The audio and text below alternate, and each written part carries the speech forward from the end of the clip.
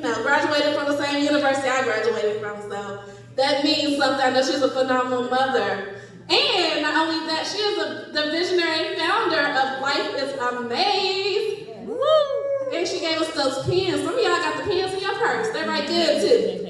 As a versatile professional, April serves as an author, speaker, curriculum consultant, and educational and executive function therapist. Okay. April addresses her role as educational and executive function therapist, where she partners with students to strengthen both emotional and cognitive skills, guiding them through pathways in education, employment, and enlistment. Additionally, she supports women in the sisterhood of motherhood. Okay, that was good. The sisterhood of motherhood, because some of y'all mothers and y'all need a sister, so listen. Helping them manage mom guilt and achieve a healthy work-life balance. At Life is Amaze, we help students and families overcome success skill gaps, the unseen barriers that hinder youth from reaching their full potential. She's doing God's work. That's some good stuff. Through personalized education, therapy, and coaching, and executive function, and social emotional learning, we transform challenges into lifelong skills that foster academic achievement, career readiness, and personal growth through publishing courses and workshops. And y'all better go to lifeisamaze.com. Come on, April.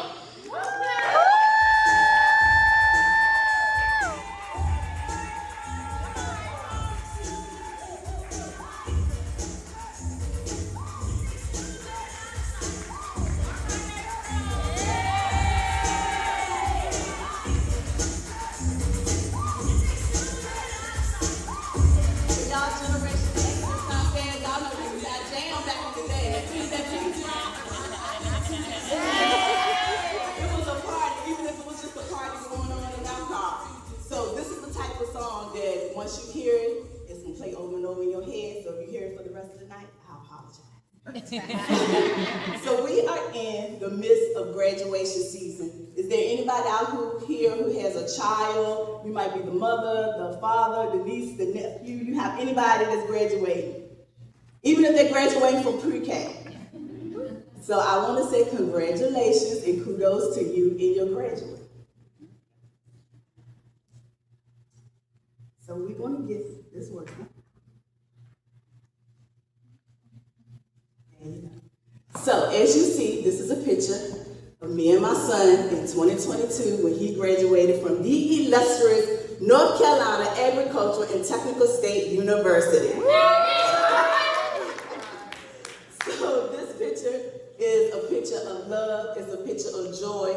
It also serves as affirmation and confirmation, and a culmination of letting go to grow. So the other picture where we're hugging, we just got out for the 360, and guess what was playing? It Takes Two. That is our song. So, as I said, he graduated in 2022. So let's take a journey back. In the words of the great golden girl, Sophia Petrella, picture this.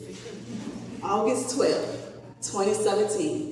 On the campus of North Carolina A&T in front of Pride Hall. It is move-in day, and I am dropping my child off for his first year at A&T. So as I'm walking to the car, you know how we do for those who send our children off to college. We're doing multiple hugs and kisses and love you, and I'm going down the do's and don'ts of college life. Do this, do that, don't do this, don't do that. And my son is like, Mom, I got this. I know you don't have to keep telling me, but I'm like, as your mother, I have to get this out. So we hug again, and then he pulls back from me, and he says, Mom, I'm grown now. You know when these kids turn 18, they automatically think they're grown. So he's like, I'm grown now. I'm in college. I'm good. I need you to get a life.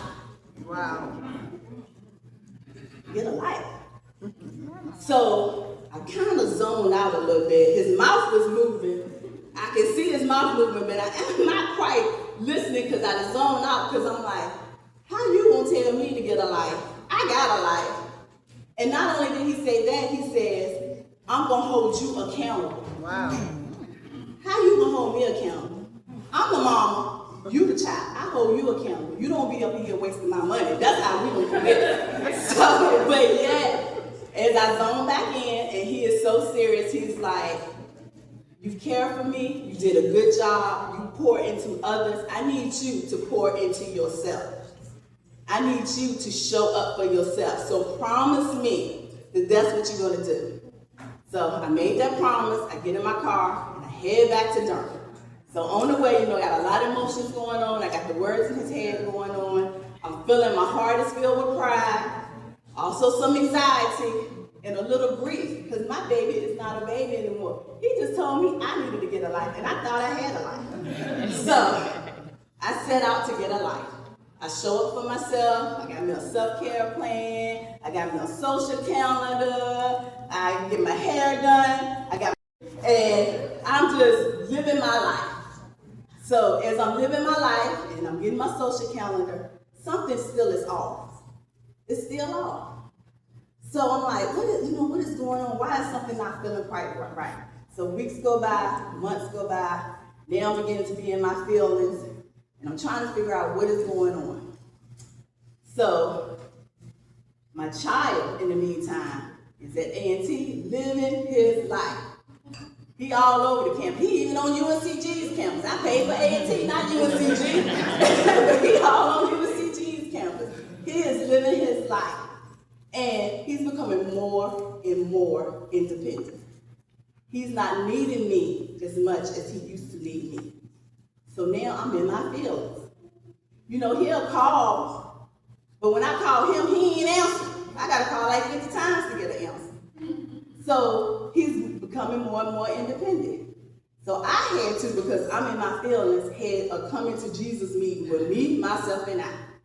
And in this coming to Jesus meeting, I realized I needed to go back to the first page of the new chapter in my life, because my son was living his new chapter. I had to go back to the first page of my new chapter and redefine my role in his life.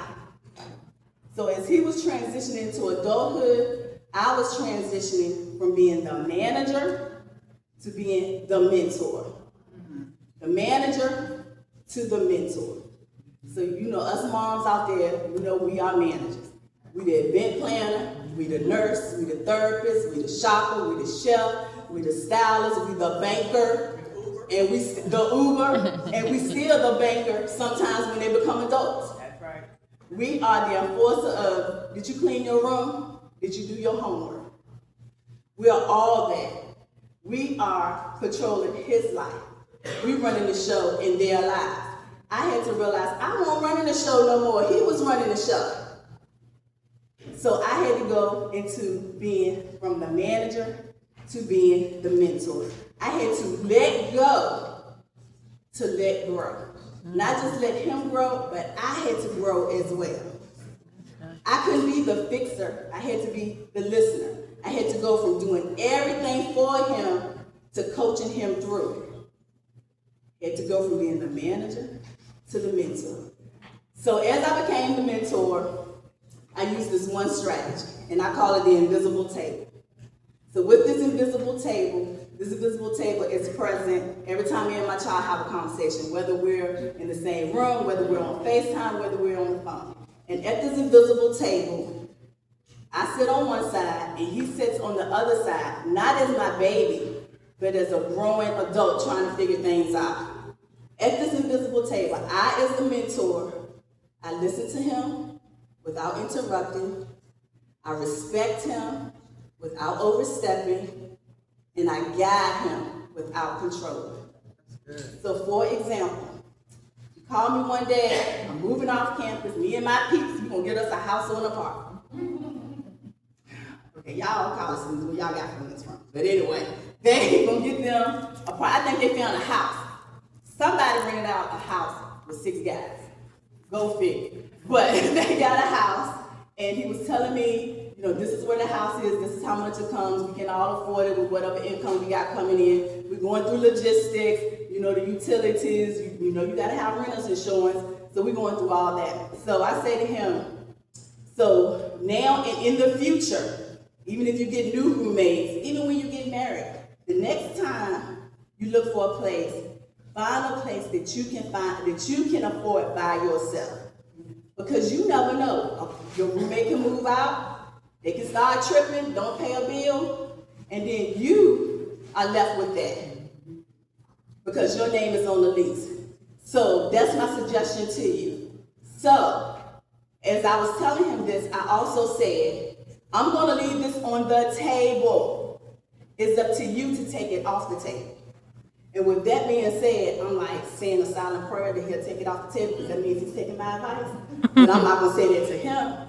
So I said, I'm leaving it on the table. It's up to you to take it off the table. So with me doing that, that's voicing my opinion. And he's hearing my voice, and I'm happy that I get to express my voice. But then with him, he has other options. And it's his decision, his final decision, because this is his life. So I'm guiding him without controlling him. I'm letting go to grow. And as I'm letting go to grow, I'm also maturing myself. And I'm maturing and growing into my new role. So parents, when you let go to grow, you're still going to be a part of your child's life. You're just going to be on that sideline encouraging them. You're going to be on the phone. You're going to be on that text thread. And you're going to be in each other's prayers. You're just not there to tell them what they can and cannot do. You're their guide, not their guardrail.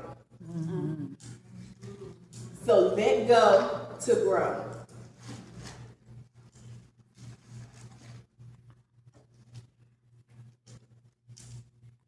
So I know it is a complex journey, an emotional journey to let go to grow, especially when you have children. I have one, so it's hard for me. It's different if you have multiple because you have somebody that's still at home. But I had that one. So I created a free resource guide from parental guilt to parental happiness because, sometimes as parents, we second guess our parenting skills. We may create a guilt, mom guilt, dad guilt, parent guilt, and it's keeping us from moving forward. It's keeping us from growing. So with this free ebook, it gives you 7 strategies to move from parental guilt to parental happiness. You can download it by scanning the QR code, or you can go to www.lifeisamaze.com. So parents, let go to grow for your child and for you. That's my time. I thank you for yours, and I wish you blessings and love.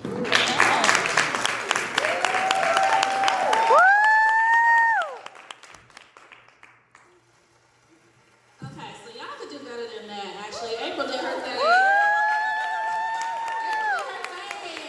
love it.